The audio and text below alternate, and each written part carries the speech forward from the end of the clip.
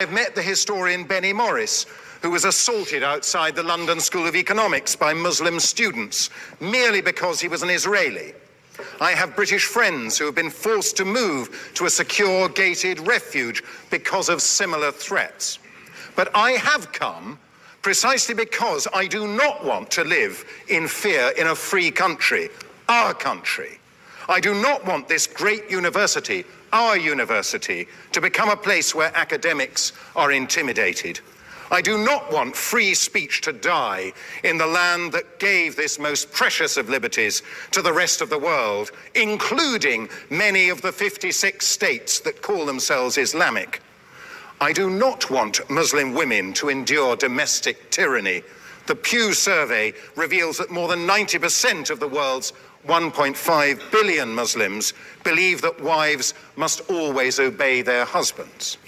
90%.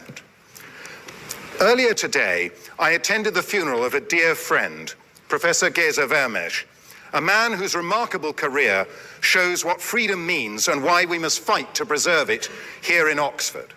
It was only because he, unlike his parents, survived the Holocaust in Hungary that he ever came here to found the discipline of Jewish studies.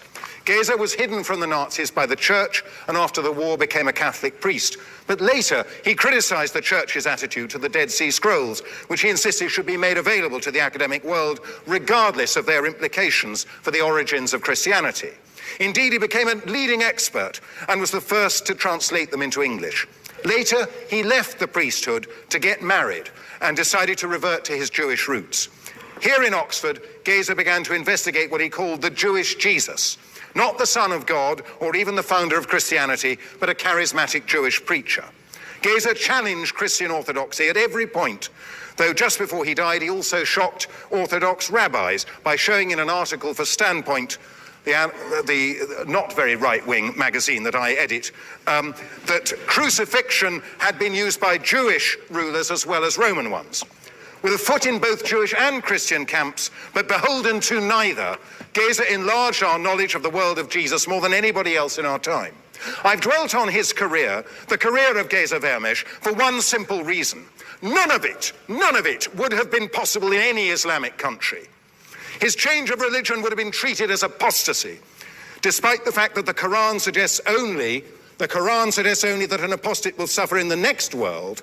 Under Sharia law, it is a capital offense, and many Muslim-majority countries do in fact impose the death penalty.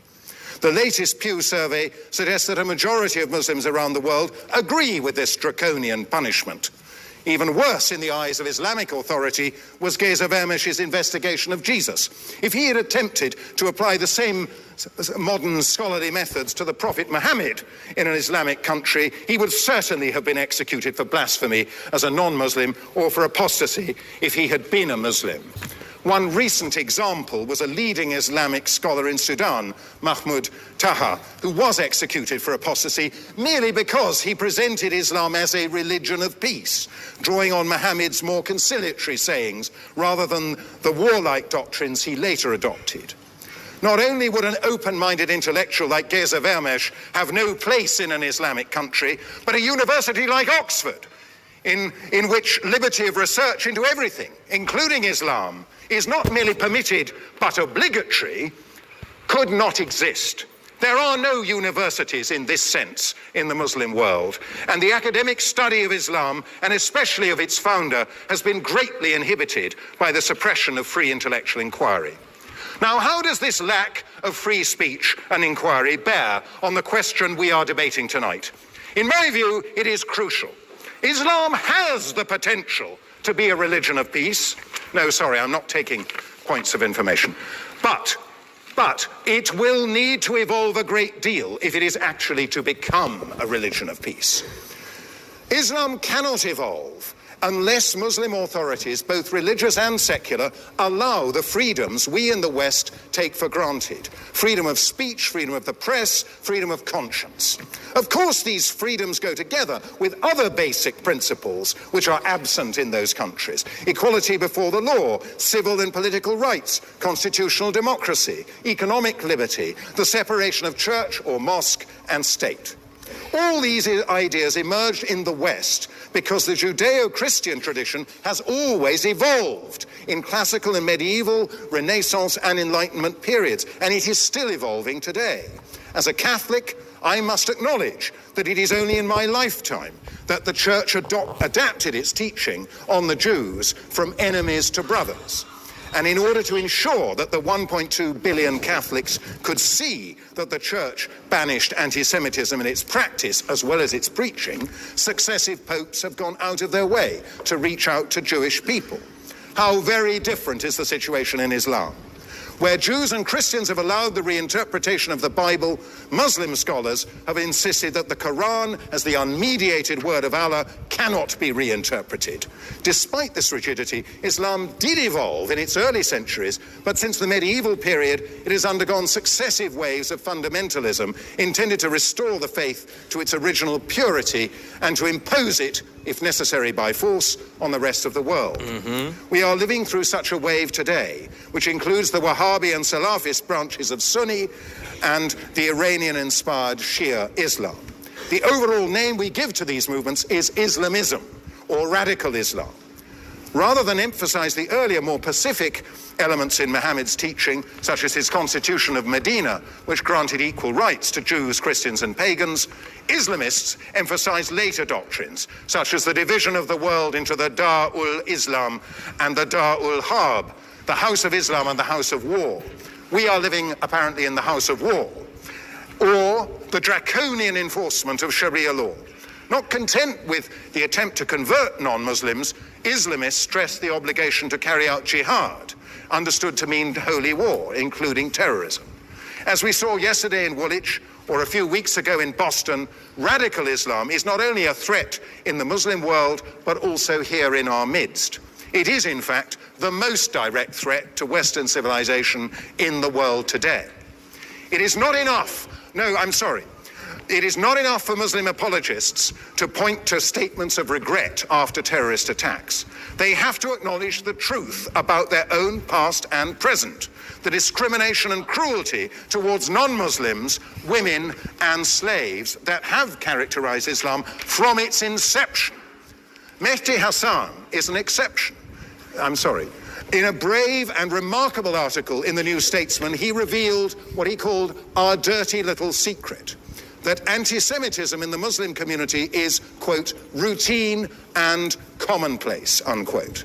It was brave because Muslims have reason to fear reprisals when they speak out, and it was remarkable because most Muslims are in denial, encouraged by the pernicious notion of Islamophobia.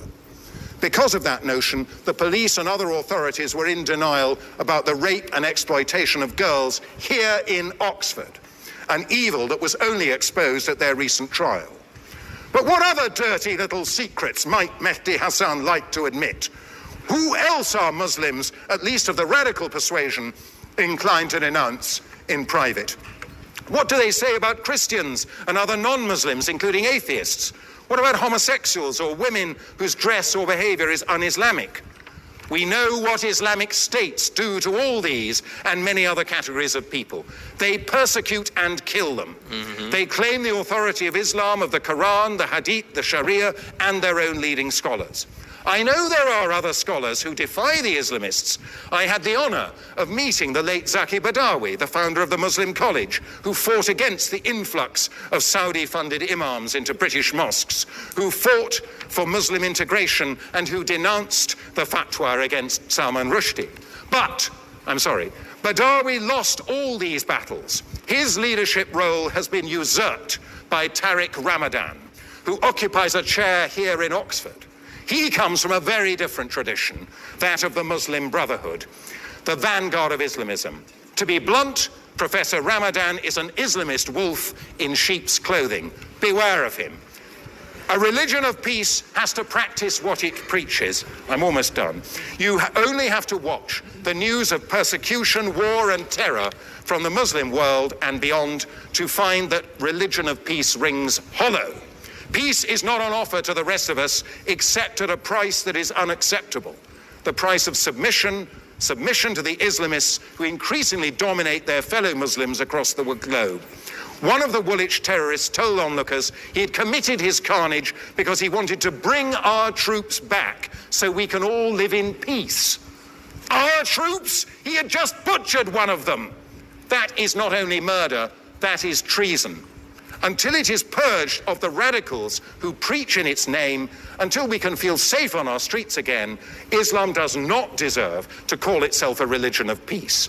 I urge you to oppose this motion.